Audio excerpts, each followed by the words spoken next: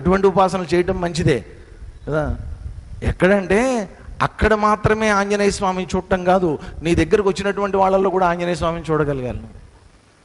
శ్రీరామచంద్రుడు అదే చెప్తాడు ఆంజనేయ స్వామికి, అరే బాబు నువ్వు ఊరికినే ఇంతకాలం నన్ను రాముడు రాముడు అయోధ్య రాముడు సీతారాముడు అని చెప్పి నన్ను కొలిచావు తప్ప నా తత్వం ఏమిటో నీకు బోధపడలేదు ఇంతవరకు. ఎంతసేపు కూర్చుని నాకు భజన చేసావే తప్ప నా స్వరూపాన్ని నువ్వు తెలుసుకోవడం నువ్వు ప్రయత్నం చేయలేదు. కేవలం నన్ను ఏదో కోదండం పట్టుకున్నటువంటి ఒక రాముడిగా విగ్రహంతో నన్ను చూస్తున్నావు తప్ప నేనెవరో నీకు తెలీదు. అందుకని ఏం చేస్తావు, నా స్వరూపం మీద నువ్వు ధ్యానం చేయి అన్నాడు. నీ గుండెలు చూపించి ఇదిగో సీతారాముడు ఇక్కడ ఉన్నాడు అని చూపించడం కాదు, నువ్వు రాముడువా కాదా చెక్ చేసుకున్నాడు ఆయన. ఆ రోజు నుంచి నిజం చెప్తున్నానండి, ఆంజనేయ స్వామి భజన చేయడం మానేశాడు. భజన చేయడం మానేశాడు ఆయన చేసింది ఏంటంటే రామ ధ్యానం మొదలుపెట్టాడు. అందుకనే ధ్యానాంజనేయ అంటారు ఆయన్ని. ధ్యానాంజనేయ స్వామి చాలా అరుదుగా ఉంటాయి ఆయన విగ్రహాలు. గుంటూరు చిన్మయ మిషన్లో ప్రతిష్ఠించారు ధ్యానాంజనేయ స్వామి, బ్రహ్మాండమైన విగ్రహం అన్నమాట అది. ఆ విగ్రహం కూడా ఎవరు చెక్కారంటే ఇప్పుడు అయోధ్యలో రామ మందిరానికి రాముడిని ఎవరైతే చెక్కారో ఆ కుర్రవాడే చెక్కాడు. అది ఆ బాలరాముడిని చెక్కినటువంటి కుర్రవాడే ఆ ధ్యానాంజనేయ స్వామిని చెక్కాడు అనమాట. చక్కగా ధ్యాన ముద్రలు ఇలా కూర్చుని ఉంటాడు. ఏం చేస్తుంటాడు ఆయన, రాముడిని చూస్తూ ఉంటాడు ఆయన, రాముడి వైపు ధ్యానం చేస్తూ ఉంటాడు. రాముడి మీద సరెండర్ అయిపోయాడైనా రాముడి గురించే ధ్యానం అంతా కూడా. అది ఎవరు చెప్పారు ఆ విషయాన్ని, రాముడే స్వయంగా ఆంజనేయ స్వామికి చెప్పాడు. ఆయన చూడాలనుకుంటే ఇప్పుడు ఏదో మనకి అక్కడికి వెళ్తాం, హంపి వెళ్తాం, యంత్రోద్ధారక ఆంజనేయ స్వామి అంటారు, అక్కడ యంత్రంలో ఉంటాడు ఆయన. కాబట్టి నువ్వు ఆ రకంగా కావాలంటే అలాగా చూడొచ్చు ఆంజనేయ స్వామిని, లేదా ఒక రామ భక్తుడిగా రాముడే తన స్వరూపంగా కలిగినటువంటి ఆంజనేయ స్వామిగా కూడా చూడొచ్చు. ఇది ఉపాసన. ఎలా చేస్తావనేటువంటిది ఉపాసన, నీ దృష్టి మీద ఆధారపడి ఉంటుంది ఉపాసన అనేటువంటిది. పరి ఉపాసన అన్నాడు. పరి ఉపాసన అంటే ఏంటి, పరిపూర్ణమైనటువంటి ఉపాసన. పరి ఉపాసన, ఉపాసన తప్ప ఇంక వేరే మార్గమే లేదు. ఈ విధంగా ఎవరైతే పర్యుపాసతే ఉపాసన చేస్తారో అంటే ఒకటి ఇది ఒక రకం. రెండో రకం ఎవరట, ఏపిచ అక్షరం అవ్యయం. ఇంకొంతమంది నిన్ను ఎలా ఉపాసన చేస్తారు, అక్షరం అవ్యయం, అక్షరమైనటువంటి వాడిగా, నాశనము లేనటువంటి వాడిగా, అవ్యయం వ్యయం కానటువంటి వాడిగా, శాశ్వతమైనటువంటి వాడిగా నిన్ను ఉపాసన చేస్తారు కొంతమంది. నిన్ను ఆ విధంగా గుర్తిస్తారు. అటువంటి వాళ్ళల్లో తేషాం యోగ విత్తమాహకే, వాళ్ళిద్దరిలో కూడా యోగ విత్తములు అంటే ఎవరు, యోగ విత్తములు అంటే యోగాన్ని తెలిసినటువంటి వాళ్ళు, యోగ ప్రక్రియ మీద కమాండ్ ఉన్నటువంటి వాళ్ళు, యోగాన్ని సాధ్యం చేసుకున్నటువంటి వాళ్ళు. ఎవరైతే యోగ విత్తములు ఎవరైతే ఉన్నారో వీళ్ళిద్దరిలో ఎవరు నిజంగా యోగ విత్తములు, ఇద్దరిలో ఎవరు నిజంగా చేసేటటువంటి యోగం కరెక్టు అంటే ఏంటంటే, ఒకళ్ళు ఏం చేస్తున్నారు, భగవంతుణ్ణి సగుణ సాకారంగా ఆరాధిస్తున్నారు. ఇంతకుముందు శ్లోకాల్లో చెప్పినట్టు, ఇంతకుముందు అధ్యాయంలో చెప్పినట్టు ఒక రూపం అనేటువంటిది పెట్టుకుని, రాముడు అనంగానే ఒక రూపం పెట్టుకుని, శివుడు అనంగానే ఒక రూపం పెట్టుకుని, కృష్ణుడు అనంగానే ఒక రూపం పెట్టుకుని, ఆ రూపంతో చక్కగా ఆ రూపాన్ని లోపలే నిరంతరం స్మరించుకుంటూ ఆ రూపాన్ని ధ్యానం చేసుకుంటూ సగుణ సాకార ఉపాసన చేసేటటువంటి వాళ్ళు ఉన్నారు.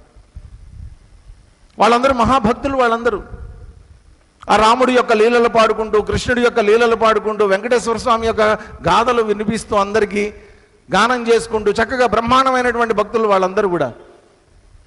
అన్నమాచార్యులు వారిని చూడండి, పరమ అద్వైతమైనటువంటి కీర్తనలు ఆయన మనకు అందించారు, భక్తి పారవస్యంలో ఉన్నటువంటి కీర్తనలు అందించారు, శృంగారమైనటువంటి కీర్తనలు అందించారు.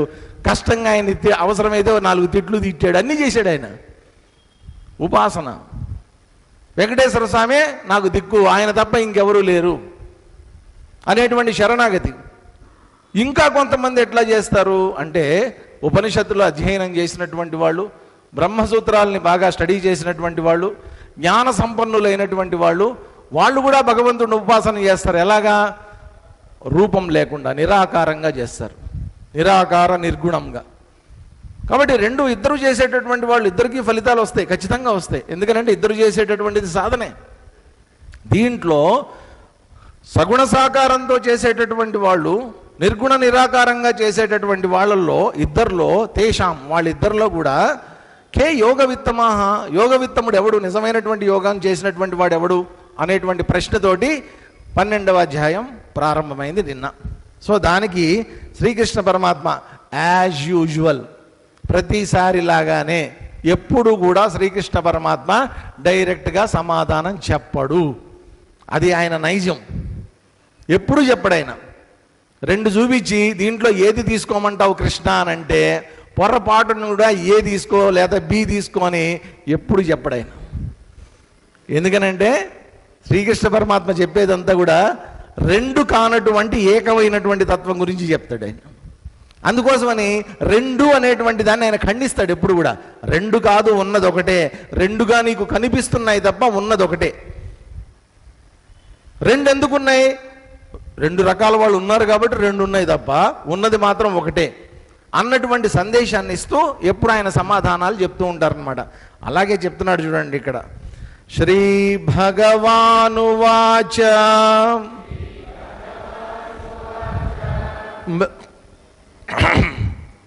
మయ్యావేశ్య మనో ఏ మాం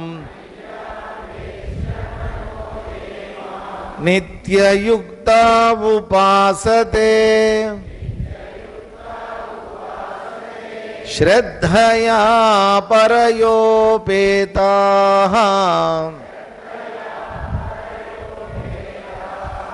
తే మే యుక్తతమా మతాః. శ్రీ భగవానువాచ మయ్యావేశ్య మనో ఏ మాం నిత్యయుక్త ఉపాసతే శ్రద్ధయా పరయోపేతాః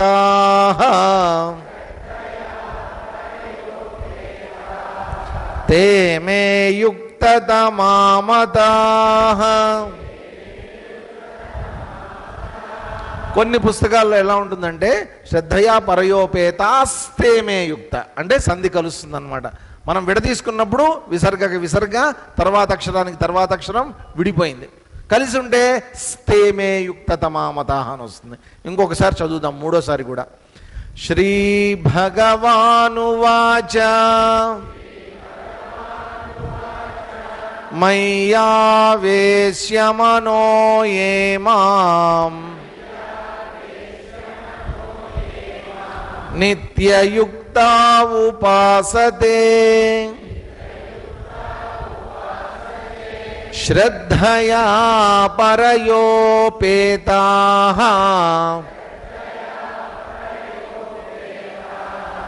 తే మే యుక్తతమా మతాః. ఒకసారి చెప్పండి అందరూ, మీరు చెప్పండి. Shri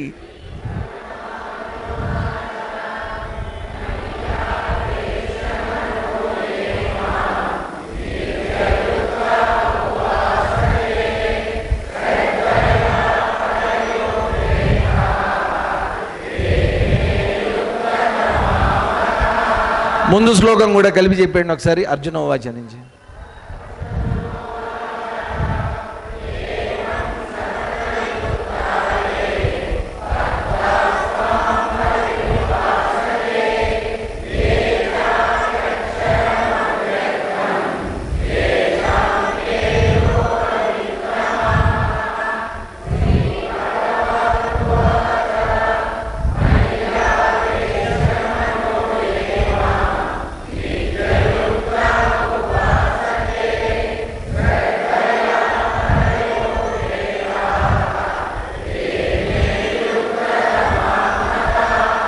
very good, very good, very good.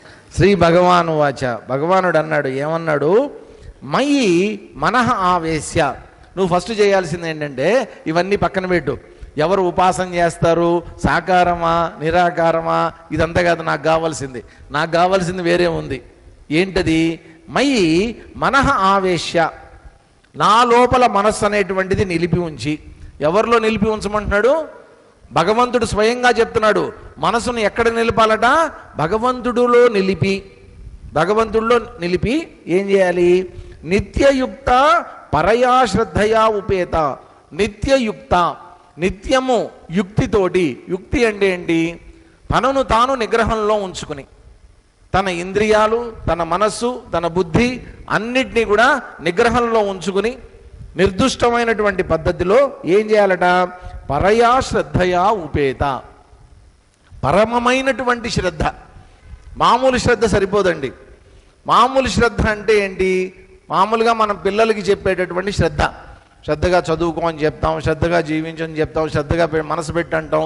ఇవన్నీ మామూలు శ్రద్ధలు ఇవన్నీ కూడా. ఇక్కడ ఏమంటున్నారంటే పరయా శ్రద్ధ, పరమమైనటువంటి శ్రద్ధ అంటే మనసు ఒక్కసారి భగవంతుడి యందు లగ్నం చేసిన తర్వాత మళ్ళా అక్కడి నుంచి కదలకుండా ఉండేటటువంటి శ్రద్ధ.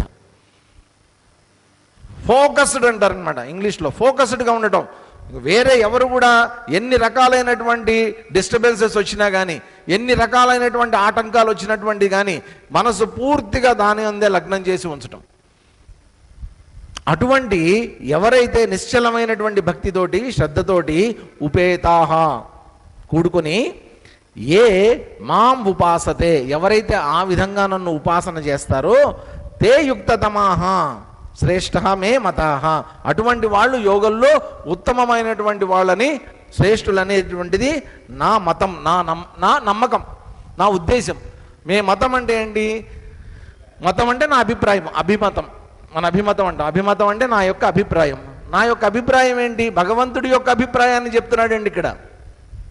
మనకి మిగతా వాళ్ళ అభిప్రాయాలు అనవసరం. ఇక్కడ గురువులు అభిప్రాయాలు, లేకపోతే ప్రవచనకారులు అభిప్రాయాలు, నా అభిప్రాయము, ఇవన్నీ పక్కన పెట్టేసేయండి. ఎవరి అభిప్రాయాలు తీసుకోవాల్సినటువంటి అవసరం లేదు. ఎవరి అభిప్రాయం తీసుకోమంటున్నాడు ఇక్కడ? నా అభిప్రాయము. భగవంతుడు స్వయంగా తన అభిప్రాయాన్ని వ్యక్తపరుస్తున్నాడు. ఏమని వ్యక్తపరుస్తున్నాడు ఆయన? నా యందు నీ మనసు లగ్నం చేసి. కాబట్టి మనసు అనేటువంటిది ఎప్పుడు ఎక్కడ ఉంచమని చెప్తున్నాడు? ఇదంతా ఎవరికి చెప్తున్నాడు అంటేనండి, సాధన చేసి భగవంతుణ్ణి అందుకోవాలి అనుకున్నటువంటి వాడికి ఇచ్చేటటువంటి సూచనలు, సలహాలు ఇవన్నీ. ఇంతకుముందు 11వ అధ్యాయంలో అర్జునుడు నీ విశ్వరూపాన్ని చూడాలని ఉంది అని అనుకున్నాడు కాబట్టి విశ్వరూపాన్ని చూపించాడు కదా. అంతే తప్ప శ్రీకృష్ణ పరమాత్మ పిలిచి దా ఇప్పుడు నీకు విశ్వరూపాన్ని చూపిస్తా అని అనలేదండి. పనిపాటు లేకుండా శ్రీకృష్ణ పరమాత్మ అర్జునుడు అడిగితేనే చూపించాడు. అంటే ఏంటి? భగవంతుడి యొక్క దర్శనం కూడా, భగవంతుడి యొక్క అనుభవం కూడా ఎవరికి కలుగుతుంది? అది కావాలి అనేటువంటి తీవ్రమైనటువంటి తపన, ఆరాటం ఉండాలి. ఇది బయట ప్రపంచంలో మనం పొందేటటువంటి వాటికి మనకు ఉండేటటువంటి ఆరాటాలు ఇవన్నీ ఉంటాయి. నాకు కావాలి, నాకు కావాలి, నాకు బలీయమైనటువంటి కోరిక, దానికోసం నేను ఏమైనా చేస్తా, ఎంతకైనా తెగిస్తా, ఇటువంటివన్నీ ప్రాపంచికమైనటువంటి విషయాల పట్ల మనం చూపించేటటువంటి శ్రద్ధలు ఇవన్నీ. కానీ ఇక్కడ చెప్తున్నటువంటిది ఏంటి? పరయా శ్రద్ధ, పరమమైనటువంటి శ్రద్ధ. ప్రాపంచకమైనటువంటి విషయాల పట్ల చూపించేటటువంటి శ్రద్ధ కంటే కూడా అధికమైనటువంటి శ్రద్ధ. ఇక్కడ చూడండి, 2 పదాలు ఉపయోగించారు. ఒకటి మనస్సు, రెండోది శ్రద్ధ. ఎందుకని ఉపయోగించాల్సి వచ్చింది? మనస్సు అనేటువంటి చెప్పంగానే వెంటనే శ్రద్ధ అనేటువంటి చెప్పేశారు. మనసుని ఎక్కడ ఉంచమని చెప్పారండి? భగవంతుడి యందు ఉంచమన్నారు. మనతో వచ్చిన ప్రాబ్లం ఏంటంటే భగవంతుడి దగ్గర తప్ప అన్ని చోట్ల ఉంటుంది ఇది. మన మనస్సుకు ఉండేటటువంటి లక్షణం ఏంటంటే నువ్వు దేని మీద ఉంచమంటే అక్కడ చస్తే ఉండదు అది. పిల్లలు కూడా అంతేనండి. అలాగే ఎప్పుడైనా వాళ్ళే ఊరినే టీచర్లు చెప్తూ ఉంటారు కాన్సన్ట్రేట్ కాన్సన్ట్రేట్ అని చెప్తూ ఉంటారు క్లాసుల్లో. వాళ్ళు బాబా ఎట్లా చూస్తుంటారు బోర్డు వంక, అంతే వాడు చూస్తూ ఉంటాడు. అంతే చూడటం వరకే. వాడి కళ్ళు బ్లాక్ బోర్డుని చూస్తూ ఉంటాయి, వాడి మనసు మాత్రం ఎప్పుడు లాంగ్ బెల్ కొడతారా, సాయంత్రం ఇంటికి వెళ్ళిపోదామా అన్నట్టుంటాడు వాడు. వాడి మనసు ఎప్పుడో వెళ్ళిపోయి ఉంటుంది ఇంటికి. లంచ్ బాక్స్లో మా అమ్మ క్యారేజీలో ఏం పెట్టింది, వాడి ఆలోచనలన్నీ అవే ఉంటాయి. సాయంత్రం ఇంటికి వెళ్ళంగానే ఏం ఆడుకోవాలి, స్నాక్స్ ఏం చేసి ఉంటుంది అమ్మ ఇవాళ సాయంత్రం. శ్రద్ధ అనేటువంటిది ఏంటి? శ్రద్ధ అనేటువంటిది మనసుకు సంబంధించింది. ఊరికి అది ఒక క్రియ కాదండి. శ్రద్ధ అనేటువంటిది ఒక క్రియ కాదు. అది శ్రద్ధ అనేటువంటిది వాస్తవంగా ఒక స్థితి. ఆ స్థితిని పొందడం, పరయా శ్రద్ధ అనేటువంటిది, పరమమైనటువంటి శ్రద్ధ అనేటువంటిది ఒక స్థితి. కాబట్టి ఆ స్థితిని పొందడం ఏదైతే ఉందో అది చాలా కష్టం అండి. అందుకని ఏమంటారు, మనస్సు అనేటువంటి దాంతోనే నీ ప్రాబ్లం అంతా కూడా. కాబట్టి మనస్సును మొట్టమొదట చేయవలసినటువంటిది ఏంటి, ఎవరైతే నా యందు నిలిపి ఉంచుతారో, ఉంచి పరమమైనటువంటి శ్రద్ధతోటి నిత్యయుక్త, నిరంతరం కూడా రెండు ఉండాలండి. ఎవరికి నిజంగా ఈ శ్రద్ధ అనేటువంటిది సిద్ధిస్తుందంటేనండి, ఎవరి యొక్క ఇంద్రియాలు, ఎవరి యొక్క మనస్సు తన చెప్పు చేతల్లో ఉంటుందో. ఇతరుల చెప్పు చేతల్లో ఉంచకూడదండి. నా చెప్పు చేతల్లో నా మనస్సు, నా ఇంద్రియాలు ఎప్పుడైతే ఉంటాయో అప్పుడు భగవంతుడి పట్ల నాకు కలిగేటటువంటిది పరయా శ్రద్ధ, పరమమైనటువంటి శ్రద్ధ. అటువంటి శ్రద్ధ కలిగినప్పుడు మనస్సులో నిరంతరం ఎవరి యొక్క ధ్యానం ఉంటుందండి? భగవద్ధ్యానం తప్ప ఇంకెవరి ధ్యానం చేయగలుగుతా నేను? నిరంతరం భగవంతుడి గురించే చింతిస్తూ ఉంటా, భగవంతుడి యొక్క లీలల గురించి ఆలోచిస్తూ ఉంటా. ఒకటే గుర్తుపెట్టుకోండి, మనస్సు అనేటువంటిది మనస్సులో భగవంతుడిని నిలుపు అని చెప్పడంలో కానీ, భగవంతుడిలో నీ మనస్సును నిలుపు అని చెప్పడంలో కానీ అర్థం ఏంటంటే, ఏదో భగవంతుడిని తీసుకొని వచ్చేసి ఏదో సెల్ ఫోన్లో మనం స్క్రీన్ షాట్గా పెట్టుకున్నట్టు కాదండి అది. లేకపోతే ఓ డబ్బాలో మూత పెట్టి లోపల జేబులో పెట్టుకున్నట్టు కాదు అది. ఏదో పర్సులో డబ్బులు పెట్టుకుని జేబులో పెట్టుకుని తిరిగినట్టు కాదు అది. మనసులో నిలబెట్టడం అంటే భగవంతుడిని. వాస్తవంగా ఏంటి, మనసు దేంతో తయారైంది చెప్పండి? మనసు దేంతో తయారవుతుంది? ఆలోచనలే మనస్సు. ఆలోచనలే మనస్సు.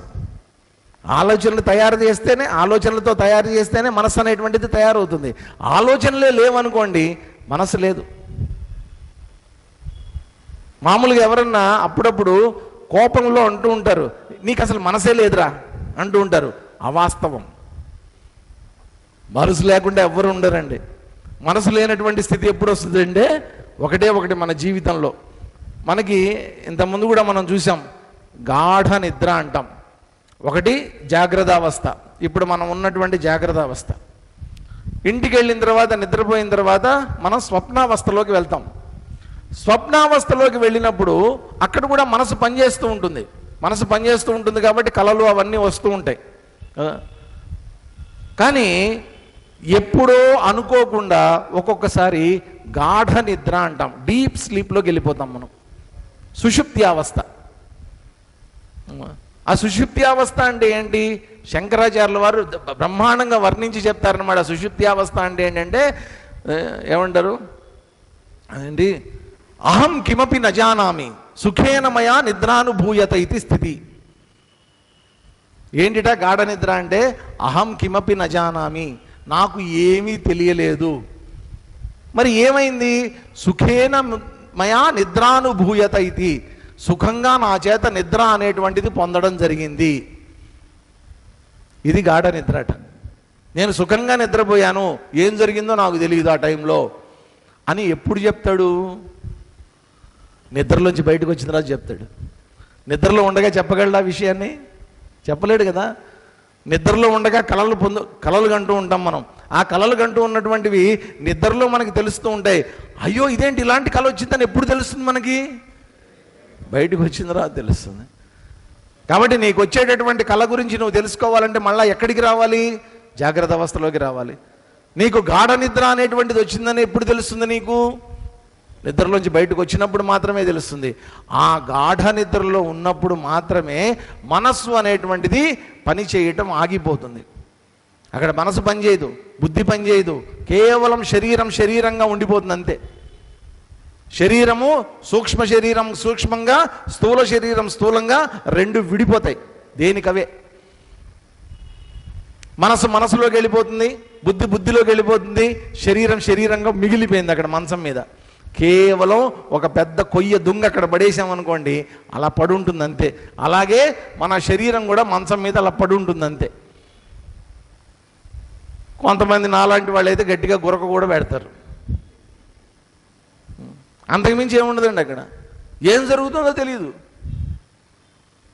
కాబట్టి ఆ అమనస్కమైనటువంటి స్థితి ఏదైతే ఉందో, మనస్సు రహితమైనటువంటి స్థితి ఏదైతే ఉందో, ఆ స్థితిని పొందడం అనేటువంటిది వాస్తవంగా ఆధ్యాత్మిక మార్గంలో చేసేటటువంటి ధ్యాన ప్రక్రియలో సర్వోన్నతమైనటువంటి ప్రక్రియ అది. మనసును ఆపగలగటం, ఆలోచనలను ఆపగలగటం. అక్కడేంటంటే గాఢ నిద్రలో ఏం జరుగుతుందంటే అప్రయత్నంగా జరుగుతుంది, మీకు తెలియకుండా జరుగుతుంది. సాధనలో ఏంటంటే మీరు ప్రయత్నం చేసి ఆపాలి. ఇదే తేడా. అక్కడ ఏ స్థితినైతే నువ్వు పొందుతున్నావో, గాఢ నిద్రలో ఏ మనసు లేనటువంటి స్థితిని నువ్వు పొందుతున్నావో, నీ ప్రయత్నం లేదు అక్కడ. కేవలం నేను నిద్రపోయావు, దానంతటా అది వచ్చింది ఆ స్థితి. కానీ ధ్యానంలో నువ్వు ప్రయత్నం చేసి పొందవలసినటువంటి స్థితి అన్నమాట అది. కాబట్టి అటువంటి సమయంలో నీ మనసు ఎక్కడుండాలి? మనసు భగవంతుడిలో ఉండాలి అక్కడ. కాబట్టి ప్రాథమికంగా అసలు మనసే లేనటువంటి స్థితిని తీసుకురావడం చాలా కష్టం. కాబట్టి ఏం చేయాలి? మనసు అనేటువంటిది ఒక ఆలంబనాన్ని కోరుకుంటుంది, ఏదో ఒక ఆధారాన్ని కోరుకుంటుంది. అది ఆ ఆలంబనాన్ని మనం ఇవ్వగలగాలి దానికి. చాలామంది చేసేటటువంటి కంప్లైంట్ ఇదే. ఏంటంటే ధ్యానం చేసేటటువంటి వాళ్ళు కానీ ఎవరైనా కానీ చాలామంది సార్ ధ్యానం చేస్తాను కానీ నా మనసు నిలబడదండి, నా మనసు ఉండదండి, వెళ్ళిపోతూ ఉంటుందండి ఎక్కడికి. అరే నేను చెప్తుంది ఒకటే గుర్తుపెట్టుకోండి, మీ మనసు ఎక్కడికి వెళ్ళకపోతే ప్రాబ్లం. మీ మనసు ఎక్కడికి వెళ్ళకపోతే పెద్ద ప్రాబ్లం. మనసు వెళ్ళటం దాని లక్షణం. వెళ్తుంది, అది వెళ్తుందంటేనే మీకు మనసు ఉందని అర్థం. ఇప్పుడు చిన్నపిల్లాడు ఉంటాడండి, నేను చాలామందికి చెప్తూ ఉంటా, మా అబ్బాయి అండి ఈ మధ్య బాగా అల్లరి నేర్చుకున్నాడండి అంటే నేను వాళ్ళకి ఒకటే చెప్తా, అల్లరి చెయ్యట్లేదు అంటే సంథింగ్ సైకలాజికల్గా వాడికి ఏదో ప్రాబ్లం ఉందని అర్థం. గుర్తుపెట్టుకోండి, వాడు ఏదో మానసికమైనటువంటి జబ్బుతో బాధపడుతున్నాడని అర్థం అల్లరి చెయ్యకపోతే. అల్లరి చెయ్యాలి. అల్లరి చేయటం అనేటువంటిది చిన్నపిల్లల లక్షణం. కానీ తెలివైనటువంటి తల్లిదండ్రులు ఏం చేస్తారంటే ఎలాంటి అల్లరి చేయాలో నేర్పిస్తారు. అది ఇంటెలిజెన్స్ అన్నమాట. తల్లిదండ్రుల యొక్క తెలివితేటల మీద ఆధారపడి ఉంటుంది. వాళ్ళని నెమ్మదిగా గేమ్స్లోకి దాంట్లోకి మళ్ళించి వాళ్ళకి ఏదో సరదాగా కొత్త విషయాలు నేర్చుకునేటట్టు చేయటం, ఈ విధంగా. అందుకనే ఈ మధ్య ఏమైపోయిందంటే యాక్టివిటీ బేస్డ్ ఎడ్యుకేషన్ అంటారు. ఊరికినే పుస్తకాల్లో పెట్టి బట్టి కొట్టించడం ఇదంతా తగ్గిపోయింది. ఇప్పుడు యాక్టివిటీ బేస్డ్ ఎడ్యుకేషన్. వాళ్ళ చేత ఏదో ఒక పని చేయిస్తూ ఉంటారు, ఆ పని ద్వారా వాళ్ళకి ఏదో ఒక విషయాన్ని నేర్పించడానికి ప్రయత్నం చేస్తున్నారు. చాలా మంచిది ఇది. అలాగే మన మనసు కూడా ఏంటి, మనం చెప్పినట్టు వినేటటువంటి లక్షణం దానికి లేదు. కాబట్టి దానికి ఒక యాక్టివిటీని ఇవ్వాలి, ఏదో ఒక యాక్టివిటీ. ఏం యాక్టివిటీని ఇస్తావు? భగవంతుడి గురించి ఆలోచించు, శ్రీకృష్ణ పరమాత్మ గురించి ఆలోచించు, శ్రీకృష్ణుడిలో నీ మనసును లగ్నం చేయి. వీలైతే ఒక భజన పాడుకో, చక్కగా గట్టిగా నామస్మరణ చెప్పుకో, జపం చేసుకో. నెమ్మదిగా నీ మనసు ఏమవుతుంది, నువ్వు చేసేటటువంటి నామం మీద, నీ ఆలోచనల మీద నెమ్మదిగా నీ మనసు నీ దగ్గర ఉండటం అలవాటు పడుతుందండి. ఫస్ట్ నా మనసు నా దగ్గర ఉంచడం అనేటువంటిది అలవాటు చేయాలి ఫస్ట్, బేసిక్గా. దీనికి నా మనసు ఎక్కడికో వెళ్ళిపోకూడదు, నా దగ్గర ఉండాలి నా మనసు. కాబట్టి నా లోపల ఉన్నటువంటి భగవంతుడి మీద మయ్యావేశ్య, నా లోపల ఉన్నటువంటి భగవంతుడి మీద నా మనసుని నిలిపి నిరంతరం శ్రద్ధతోటి, పరిపూర్ణమైనటువంటి శ్రద్ధతోటి ఎప్పుడైతే మనసు ఆ విధంగా లగ్నం అవుతుందో ఆటోమేటిక్గా శ్రద్ధ అనేటువంటిది వచ్చేస్తుందండి. శ్రద్ధ అంటే ఏమనుకున్నాం? పరయా శ్రద్ధ. శ్రద్ధ అంటే నమ్మకం. నమ్మకం నమ్మకం ఎక్కడుందో అక్కడ సాధన అనేటువంటిది స్పీడ్ అందుకుంటుందండి. నమ్మకం లేనటువంటి చోట సాధన అనేటువంటిది స్లో అయిపోతుంది, చాలా స్లోగా వెళ్తూ ఉంటుంది. ఇప్పుడు ఒక కొత్తగా కారు నేర్చుకున్నటువంటి వాళ్ళు రోడ్డు మీదకి వచ్చారనుకోండి, ఎట్లా ఉంటుంది వాళ్ళ డ్రైవింగు? అసలు ఒక ఆయన ఉన్నాడు, నేను చూశాను, కొంచెం పొట్టిగా ఉంటాడు ఆయన కార్ డ్రైవింగ్ నానా తిప్పలు పడి నేర్చుకున్నాడు. ఆయన దాదాపుగా ఆయనకి ఏంటంటే కొంచెం పొట్టి కదండి, ఈ ముందు ఏముందో భయం ఆయనకి. దాదాపుగా నిలబడి తోలుతాడు కారు, నించుని తోలుతాడు. ఎందుకంటే భయం. ఆ కాలు ఆడిస్తుంటాడు, బ్రేక్ బ్రేక్ బ్రేక్. పక్కన వాళ్ళ ఆవిడ కూర్చుని ఉంటుంది అనమాట. అయిపోయింది ఈ పని. ఆవిడ పోరొకటి బ్రేక్ బ్రేక్ అని చెప్తుంటుందా, ఇప్పుడు గేరై గేరై గేరై అంటుంటుంది. వేస్తున్నా అంటాడు. మనం తప్పించుకోవాల్సిందే వాళ్ళ ముందు నుంచి, మనం తప్పుకోవాల్సిందే వాళ్ళ ముందు నుంచి, లేకపోతే చచ్చామే. అదే ఒక 5-6 ఏళ్ళు బాగా నలిగినటువంటి వాడు స్టీరింగ్ తిప్పడం బాగా అలవాటు పడినోడు వాడు ఎట్లా తోలుతాడు కారు? సరదాగా పాటలు పెట్టుకుని వింటూ ఉంటాడు, చెవులు ఏదో పెట్టుకుంటాడు, పక్కన వాళ్ళతో మాట్లాడుతూ ఉంటాడు. అసలు నేను కారు నడుపుతున్నాను అనేటువంటి భావన ఉండదండి. ఆటోమేటిక్గా యాక్సిలరేటర్ మీదకి, ఆటోమేటిక్గా బ్రేక్ మీదకి, ఆటోమేటిక్గా క్లచ్ మీదకి, ఆటోమేటిక్గా గేర్ రాడ్ మీదకి ఆటోమేటిక్గా వెళ్ళిపోతుంటాయి. ఇప్పుడు నేను గేర్ వేస్తున్నా, ఇప్పుడు నేను బ్రేక్ నొక్కుతున్నా, ఇప్పుడు నేను క్లచ్. మోటార్ సైకిల్ కూడా అంతేనండి. చాలామంది మోటార్ సైకిల్ తోలేవాళ్ళు, స్కూటర్లు తోలేవాళ్ళు మొదట్లో మీరు పడిన ఇబ్బందులు మాకు తెలుసు. ఎంతో కష్టంగా ఉంటుంది అది.